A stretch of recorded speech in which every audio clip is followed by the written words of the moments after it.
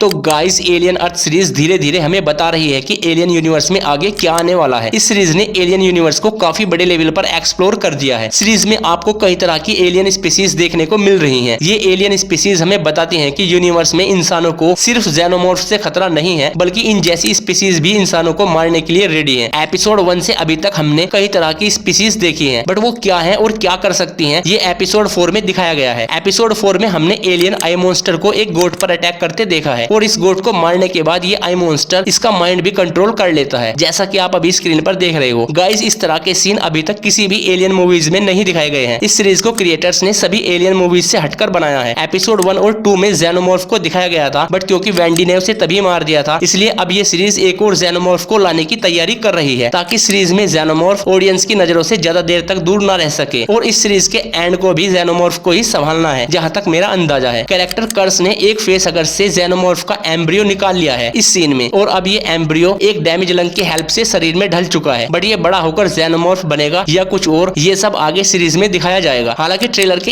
एक सीन में हमने स्मॉल साइज जेनोमॉर्फ भी देखी है, तो मे बी ये एम्ब्रियो जेनोमॉर्फ का रूप ही लेगा। फ्रेंड्स, आपने एलियन मूवीज में देखा होगा कि कैरेक्टर्स एलियंस को देखकर काफी घबराते हैं, बट इस सीरीज में ऐसा अभी तक कुछ भी नहीं दिखा है। सीरीज में दिखाए जा रहे हाइब्रिड एआई एंड्रॉइड रोबोट्स के लिए तो एलियंस और जेनोमॉर्फ एक टॉय से ज्यादा कुछ और नहीं लग रही। जहां बाकी मूवीज में कैरेक्टर्स फेसहगर्स से भागते हैं, वहीं कैरेक्टर कर्स को फेसहगर्स के अंदर से एम्ब्रियो निकालते हुए दिखाया गया है। गाइस इस सीरीज में इस सीन का होना हमें क्लियर बताता है कि क्रिएटर्स चाहते हैं कि ऑडियंस फेसहगर्स और जेनोमॉर्फ के बीच का अंतर जाने, यानी जेनोमॉर्फ कैसे बच्चे पैदा करती है, ऑडियंस को ये पता चलना चाहिए। जेनोमॉर्फ की बर्थ साइकिल को मैं अपनी पिछली एलियन वीडियो में एक्सप्लेन कर चुका हूँ। फ्रेंड्स, एपिसोड 4 के इस सीन में दिखाया गया है कि एलियंस वेंडी से बात करते हैं। मतलब अभी तक ये क्लियर तो नहीं हुआ कि एलियन और वेंडी के बीच क्या कनेक्शन है, बट इस सीन में वेंडी कहती है कि एलियंस ने उसे चुना है और वो फेसहगर्स के अंदर से निकले एम्ब्रियो की आवाज भी सुन सकती है। इस वॉइस को अभी डिकोड नहीं किया गया है, तो मतलब इस सीन को पूरी तरह आगे आने वाले एपिसोड्स में एक्सप्लेन किया जाएगा। गाइस जैसा कि मैंने आपको बताया कि ये एलियन सीरीज एलियन मूवीज से हटकर बनाई गई है, इसलिए एपिसोड 4 में कैरेक्टर निब्स, जो कि एक हाइब्रिड एआई रोबोट है, कहती है कि मैं प्रेग्नेंट हूँ। इस सीन को फुल सस्पेंस में रखा गया है, बिकॉज एक रोबोट का प्रेग्नेंट होना कुछ समझ नहीं आता। एपिसोड 4 के इस सीन में जेनोमॉर्फ एम्ब्रियो लंग कंटेनर से बाहर आता है। और फ्रेंड्स, अगर आपने एलियन 1979 मूवी देखी है, तो ठीक ऐसा ही सीन इस मूवी में भी दिखाया गया था। सीरीज की दूसरी साइड हमें यूतानी कॉर्पोरेशन के बारे में भी बताती है। ये सभी एलियन स्पेसिमैन यूतानी कॉर्पोरेशन के ही हैं, बट शिप क्रैश की वजह से प्रोडिजी ने इन्हें जब्त कर लिया और अब साइबोर्ग मोरो स्पेसिमेंस को वापस लाने में लगा है कैरेक्टर स्लाइटली के थ्रू। और देखते हैं कि आगे सीरीज में मोरो कितना कामयाब हो पाएगा। गाइस कुछ फैंस ऐसे हैं कि उन्हें पता ही नहीं कि क्यों इस सीरीज का नाम एलियन अर्थ रखा गया है, तो उन्हें बताना चाहूंगा कि बाकी की एलियन मूवीज के इवेंट यूनिवर्स में डिफरेंट प्लेनेट्स पर हुए हैं। जैसे एलियन रोमुलस सेट है यूनिवर्स में एक रोमुलस नाम के शिप के पार्ट में, एलियन कवेनेंट सेट है प्लेनेट 4 पर। तो इन सभी से हटकर पहली बार किसी एलियन मूवी या सीरीज के इवेंट अर्थ पर हो रहे हैं, और इसीलिए इस सीरीज का टाइटल एलियन अर्थ रखा गया है। तो क्या आप इस सीरीज को फॉलो कर रहे हैं और आपको ये सीरीज कितनी पसंद आ रही है, मुझे कमेंट में जरूर बताइए। तो फिलहाल इस वीडियो में इतना ही। अब अगर वीडियो पसंद आई है तो लाइक शेयर कीजिए और चैनल को सब्सक्राइब कर बेल आइकन दबाइए। मिलते हैं अगली वीडियो में।